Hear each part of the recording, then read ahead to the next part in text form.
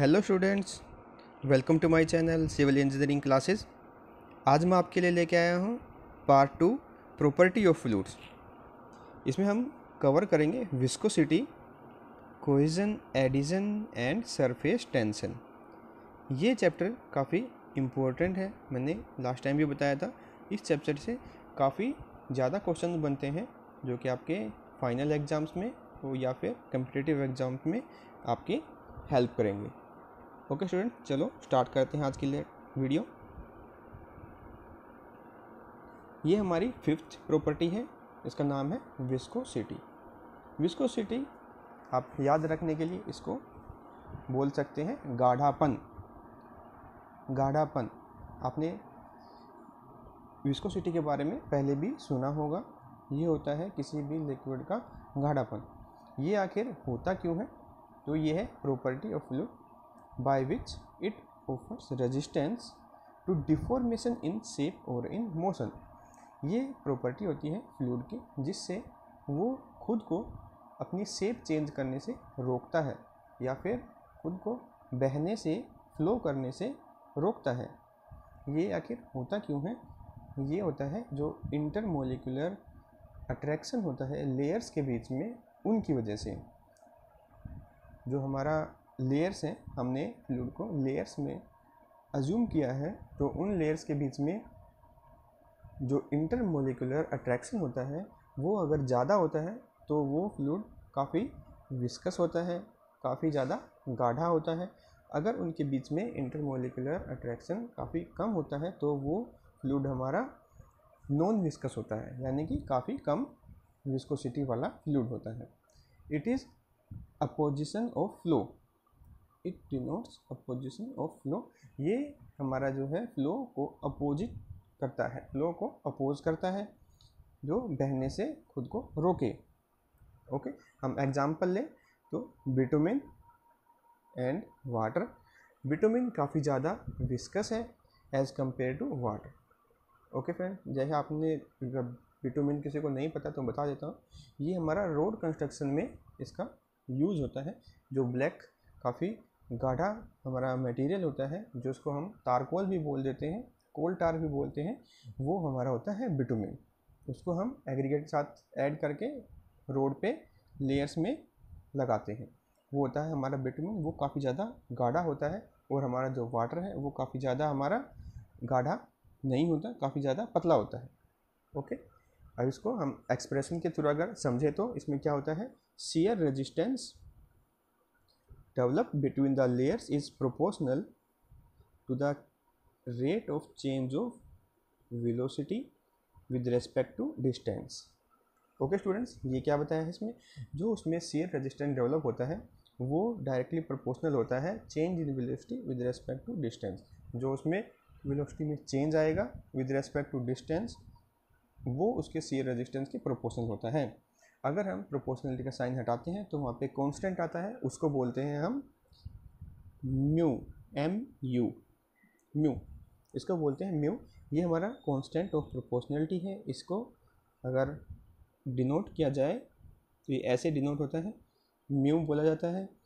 ये है हमारी डायनेमिक विस्कोसिटी, इसी को हम एब्सोल्यूट विस्कोसिटी बोलते हैं और सिंपल विस्कोसिटी भी इसी को बोलते हैं। और ये हमारा सिंबल है शियर रेजिस्टेंस और शियर स्ट्रेस का, इसको बोलते हैं tau. Okay students, del u ये हमारा है चेंज इन वेलोसिटी को सिंबलाइज करता है, और डेल वाई हमारा है change in distance. Okay student, I hope you understand viscosity. अब इसके बारे में कुछ और इन्फॉर्मेशन है। Note, the study of viscosity is called rheology. Rheology क्या है? जब हम विस्कोसिटी की स्टडी करते हैं, बिल्कुल हम अलग से इसको सब्जेक्ट की तरह अगर स्टडी करेंगे तो ये हमारा जो स्टडी होगी उसको बोला जाता है rheology. Okay students, and reciprocal of viscosity is called fluidity. Fluidity क्या होती है? Reciprocal of viscosity. अगर गाढ़ेपन का हम उल्टा कर दें तो वो तरल पदार्थ जो बिल्कुल गाढ़ा नहीं होगा वो होगा हमारा फ्लूइडिटी। ओके स्टूडेंट्स, अब इसकी SI unit. SI units of viscosity is Newton second पर मीटर स्क्वायर। ये है हमारी SI यूनिट ऑफ विस्कोसिटी, जो कि है न्यूटन सेकेंड पर मीटर स्क्वायर। और न्यूटन पर मीटर स्क्वायर को हम पास्कल भी लिखते हैं। ये है हमारी PA रिप्रेजेंट पास्कल, और S हमारा है सेकेंड, पास्कल सेकेंड। इसको हम रिप्रेजेंट करते हैं पास्कल सेकेंड से भी। ये देखिए हमने यहाँ पे लिखा भी है PA इक्वल्स टू पास्कल, जो कि इक्वल है न्यूटन पर मीटर स्क्वायर के। अगर CGS यूनिट की बात करें तो ये होगी हमारी पोइस। CGS का मतलब क्या होता है? Centimetre gram second. Okay students, ये होता है सेंटीमीटर ग्राम एंड सेकेंड। इसमें अगर विस्कोसिटी की बात करें तो इसको हम डिनोट करते हैं पोइस से। इन यूनिट्स को आप अच्छे से याद करना, क्योंकि यही क्वेश्चन आपके फाइनल एग्जाम्स में पूछे जाते हैं और काफ़ी सारे अदर एग्जाम्स, कम्पिटिटिव एग्जाम्स में भी इन्हीं को ही पूछा जाता है। चलिए नेक्स्ट हमारा है काइनेमेटिक विस्कोसिटी। ये है विस्कोसिटी का ही पार्ट है, kinematic viscosity. It is the ratio of dynamic viscosity, it is the ratio of dynamic viscosity to the mass density of fluid, to the mass density of fluid. It is denote by nu. ये हमारा एक symbol है जो small v जैसा दिखता है, ये होता है nu, NU। Okay students, kinematic viscosity, viscosity divide by density, यह भी हमने कवर किया है। Mu divide by rho symbol, ये होगा हमारा काइनेमेटिक विस्कोसिटी। इसकी SI यूनिट की बात करें तो ये होगी हमारी मीटर स्क्वायर पर सेकेंड, और CGS में सेंटीमीटर स्क्वायर पर सेकेंड और स्टोक्स। इन दोनों यूनिट्स को आप अच्छे से याद कीजिए, क्योंकि जो एग्जामिनेशन में इन्हीं से क्वेश्चन बनता है। 1 स्टोक्स इक्वल होता है हमारा 1 सेंटीमीटर स्क्वायर पर सेकेंड के, और 10⁻⁻⁴ मीटर स्क्वायर पर सेकेंड के। ओके स्टूडेंट्स, इनको भी आपको याद रखना है। अब आगे देखते हैं इफ़ेक्ट ऑफ टेम्परेचर। टेम्परेचर का विस्कोसिटी पे क्या इफ़ेक्ट होता है? The viscosity of liquid decreases with increase in temperature. जैसे जैसे हमारा टेम्परेचर इंक्रीज होता है वैसे वैसे हमारी विस्कोसिटी घटती है। इसको आप एग्जाम्पल के थ्रू आप ले सकते हो। जो हमारा कोकोनट ऑयल होता है वो सर्दियों में जम जाता है और गर्मियों में वो हमारा पिघल जाता है, क्योंकि टेम्परेचर ज़्यादा होता है। टेम्परेचर ज़्यादा तो विस्कोसिटी कम, गाढ़ापन उसका कम। ओके स्टूडेंट्स, नेक्स्ट है effect of pressure. The viscosity of liquid is affect by high pressure. Viscosity increases with increase in pressure. ये जो है काफ़ी ज़्यादा हाई प्रेशर पे इसको अफेक्ट करता है, लो प्रेशर पे विस्कोसिटी का कोई इफेक्ट नहीं होता। हाई प्रेशर पे ये क्या होगा, जितना ज़्यादा प्रेशर होगा विस्कोसिटी भी उतनी ज़्यादा हो जाएगी। ओके स्टूडेंट्स, नेक्स्ट इसमें एक नोट भी है। Water is nearly 55 times viscous than air. अगर हवा की तुलना पानी से की जाए तो पानी हमारा 55 गुना ज़्यादा गाढ़ा है as compare to air. I hope you understand this. Next है हमारा कोहेजन एंड एडिशन। ये काफ़ी इंपॉर्टेंट प्रॉपर्टी है। अब देखते हैं इसमें क्या है। कोहेजन प्रॉपर्टी है जिसमें same molecules of liquid attract towards each other. It is a property of liquid due to which molecules of liquid are attracted towards each other. And addition क्या है? It is a property of liquid due to which its molecule try to attracted towards another body in contact. इसका मतलब इस example से हम देखते हैं, जब मॉलिक्यूल्स लिक्विड के एक दूसरे को अट्रैक्ट करें, यानी कि एक दूसरे के साथ बॉन्ड बनाने की सोचें, तो वो हमारा होता है कोहेजन। और जब लिक्विड मॉलिक्यूल्स खुद के अलावा दूसरे के साथ भी बॉन्ड बनाने की सोचते हैं तो वो होता है हमारा एडिशन। जैसे एग्जाम्पल के थ्रू हमने ये बताया। अब एग्जाम्पल लेते हैं हम वाटर का और मरकरी का। जैसे ये केस है हमारा वाटर का, हमने वाटर का एक सिंपल स्मूथ सरफेस पे स्प्रिंकल किया तो वो ऐसे ड्रॉपलेट्स में फैल जाता है और हमारे सरफेस को गीला कर देता है, इसको वेट कर देता है। जबकि अगर हम पारे की बात करें, ये है हमारा पारा Hg। पारा, अगर हम किसी पारे को सिंपल स्मूथ सरफेस पे स्प्रिंकल करते हैं तो वो एक दूसरे के साथ कंबाइन होके और इस छोटी छोटी ड्रॉपलेट्स जैसे फिगर में दिखाई गई है इस शेप में इकट्ठा हो जाता है। वो बिल्कुल भी सरफेस को गीला नहीं करता है, बिल्कुल भी उसके साथ कंबाइन होने की कोशिश नहीं करता, जबकि पानी उसके साथ चिपक जाता है, चिपकने की कोशिश करता है और मरकरी बिल्कुल भी उसके साथ चिपकने की कोशिश नहीं करता। ये होता है एडिशन एंड कोहेजन। फर्दर इसको और अच्छे से हम समझेंगे। एडिशन अगर हम बात करें वाटर की, जैसे इस फिगर में दिखाया है टेस्ट ट्यूब में वाटर है H2O और यहाँ पे हमारा मरकरी दिखाया है Hg। तो एडिशन में जो हमारा जो मेनिस्कस होगा वो कनकेव होगा और कोहेजन में हमारा जो मेनिस्कस होगा वो हमारा कनकेव होगा, सॉरी कन्वेक्स होगा। कन्वेक्स और कनकेव ये क्यों होता है? ये होता है उसके पार्टिकल में जो एडिशन और कोहेजन होता है। एडिशन यहाँ पे हो रहा है हमारा वाटर के केस में, ये पानी हमारा जो ग्लास ट्यूब है इसके सरफेस के साथ भी अटैच होने की कोशिश करता है, इसके साथ भी चिपकने की कोशिश करता है, इसके साथ भी ये इंटरमोलिकुलर एक्शन है उसके साथ चिपकने का काम कर रहा है। जबकि Hg बिल्कुल भी ऐसा नहीं करता, वो खुद के ही पार्टिकल्स के साथ चिपके रहने की कोशिश करता है। आसपास जो उसके पार्टिकल है, जैसे ये ग्लास ट्यूब है, इसके साथ वो बिल्कुल भी चिपकने की कोशिश नहीं करता। तो ये हमारा जो शेप होती है वो कन्वेक्स होती है और यहाँ पे हमारी जो शेप होगी वो कनकेव होगी।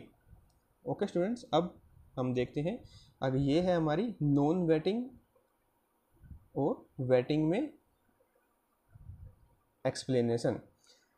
ये है हमारा Hg का ड्रॉपलेट्स जो हमने एक सरफेस पे डाला है। ये है हमारा वाटर का ड्रॉपलेट जो हमने एक सरफेस स्मूथ सरफेस पे इसको पुट किया है।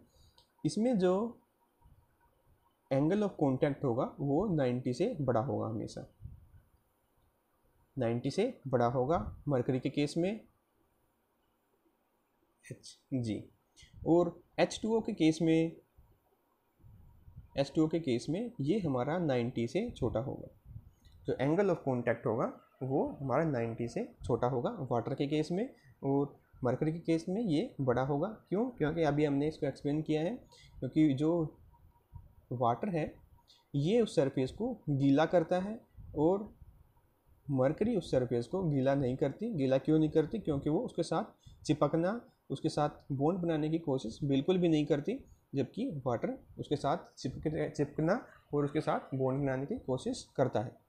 ओके स्टूडेंट्स, तो इसी वजह से वाटर को हम बोलते हैं वेटिंग लिक्विड और Hg पारे को बोलते हैं नॉन वेटिंग लिक्विड। ठीक है स्टूडेंट्स, आगे चलते हैं। Difference between cohesion and adhesion, ये काफ़ी इंपॉर्टेंट है, इसको आप अच्छे से समझिए। Force between like molecules are cohesive, जैसा अभी हमने पढ़ा है।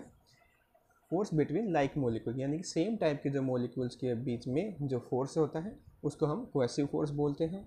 जबकि unlike molecules, different kinds of molecules के बीच में जो फोर्सेस होता है उसको हम एडिशन बोलते हैं। Due to this liquid tends to gather into droplets when poured on smooth horizontal surface. इसकी वजह से जो हमारा लिक्विड है छोटी छोटी ड्रॉपलेट्स में इकट्ठा होने की कोशिश करता है जब हम उसको स्मूथ सरफेस पे डालते हैं, जबकि इसमें वो ऐसा नहीं करता। थर्ड है हमारा liquids with more cohesive force is called non waiting liquid. जैसा हमने अभी पीछे डिस्कस किया है, Hg हमारा जो पारा है वो नॉन वेटिंग है और जो लिक्विड होते हैं एडिशन, फोर्स इसमें ज़्यादा होता है, वो हमारे होते हैं वेटिंग लिक्विड। नेक्स्ट हमारा है fourth, angle of contact is more than 90 degree, angle of contact is less than 90 degree. Okay students, I hope ये आपको अच्छे से समझ में आ गया होगा। आगे चलते हैं। नेक्स्ट है हमारा सरफेस टेंशन। सरफेस टेंशन काफ़ी इंपॉर्टेंट प्रॉपर्टी है। इसमें क्या होता है, it is a property of liquid surface that cause it to behave as an elastic sheet. It is defined as the force required to maintain unit length of sheet in complete equilibrium. इसमें क्या बताया गया है, जो हमारा liquid है ये एक इलास्टिक शीट की तरह बिहेव करता है जब तक उस पर जो फोर्स लगता है और वो उसको अपोज करे तब तक। जैसे हमने इसमें जो फिगर शो की है, इसमें एक इंसेक्ट है जो कि वाटर पे फ्लोट कर रहा है, वाटर पे वॉक कर रहा है। जैसे हमारा मॉस्किटो होते हैं और काफ़ी सारे छोटे छोटे इंसेक्ट होते हैं, वो पानी पे इजीली ट्रैवल कर लेते हैं, इजीली चल सकते हैं। तो वो किसकी वजह से होता है, वाटर की सरफेस टेंशन की वजह से। It is an elastic tendency of liquid. ये लिक्विड की जो इलास्टिक टेंडेंसी होती है वो होती है surface tension. Surface tension occurs at the interface between liquids and gases और the interface of two liquids and mainly due to intermolecular force of cohesion. ये क्या होती है, जब लिक्विड और गैस का इंटरफेस होता है या फिर दो टाइप के किसी लिक्विड्स का इंटरफेस होता है तो वहाँ पे हमारी सरफेस टेंशन डेवलप होती है। ये होता है मेन हमारा जो फोर्स ऑफ कोहेजन है उसकी वजह से होता है, जैसा कि इसमें दिखाया गया है। इसमें जो लिक्विड है वो इंसेक्ट के साथ कोई भी जो रिलेशन है वो बिल्कुल भी नहीं बना रहा है और उसके साथ जो भी कोई गीला है उसको नहीं कर पा रहा है, क्योंकि उसमें फोर्स ऑफ कोहेजन ज़्यादा है। इसकी एसआई यूनिट की बात करें तो ये होता है हमारा न्यूटन पर मीटर, न्यूटन पर मीटर। अब इम्पोर्टेंट इसमें क्या है, the surface tension of a liquid decreases with increase in temperature. जैसे जैसे टेम्परेचर हमारा बढ़ता है तो वैसे वैसे हमारी सरफेस टेंशन कम हो जाएगी। ये इसका इन्वर्सली प्रोपोर्शनल होता है। Okay students, I hope you understand this. Thanks for watching. उम्मीद करता हूँ आपको ये वीडियो अच्छी लगी होगी। आपकी आने वाली सारी वीडियो इसी टाइप की होंगी, इन्फॉर्मेटिव होंगी, इसलिए आप इस चैनल को सब्सक्राइब करते रहें और वेट करते रहें नई वीडियो का। जल्दी मैं इसकी नई वीडियो, नया पार्ट भी लेके आ रहा हूँ। Thank you and have a good day.